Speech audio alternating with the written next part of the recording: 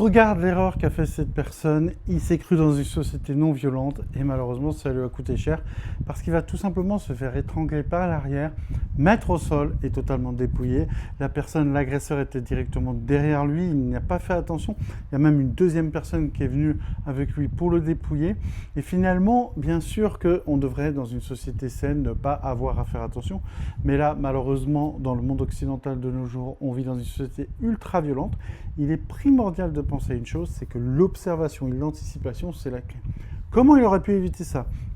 Numéro 1, être à l'affût de son environnement. Plutôt que d'être collé à la vitre pour après passer dans le métro ou dans le bus ou dans je ne sais pas quel transport en commun il allait prendre, plutôt se mettre dos à un mur. Dos à un mur, il aurait pu venir tout le monde.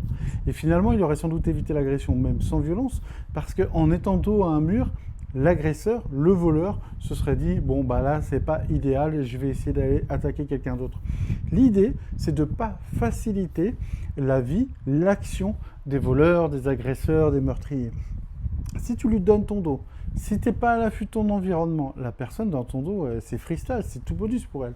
Alors que si tu es dos à un mur, que tu sors les mains des poches, que tu regardes autour de toi, que tu agis avec confiance et détermination, déjà, la personne, ça ne veut pas dire qu'elle ne va pas t'agresser, mais en tout cas, elle va faire un choix en se disant, bon, là, il y aura du combat, là, le gars va riposter, là, le gars va pas se laisser faire, ou la femme va pas se laisser faire.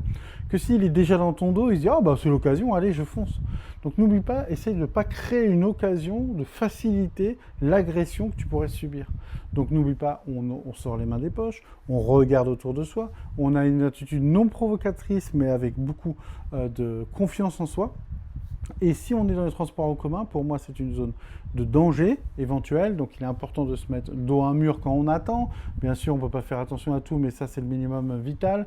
De mettre ses objets de valeur dans un sac qui n'est pas accessible, qui est contre soi, voire sous ses vêtements ou autre, pour simplement éviter soit de se faire voler, soit de se faire agresser, soit de se faire braquer. Ou vraiment, regarde, là, c'est très simple. Le gars, il s'y est pas attendu et je pense que ça lui servira de leçon. Et si je te fais ça, c'est aussi, si je te montre cette vidéo, c'est justement pour que tu penses à tout ça, pour que finalement, mécaniquement, tu fasses ces petits conseils que je te donne et t'évites plein d'agressions sans même t'en rendre compte. Moi, le but de mes vidéos, c'est même pas que tu utilises mes techniques pour défendre, c'est que tu t'en rends même pas compte, mais en faisant les conseils que je te donne, tu as évité plein d'agressions. Et c'est pour ça que je fais du contenu sur la self-défense tous les jours. Je t'invite à liker, t'abonner, commenter pour donner de la force.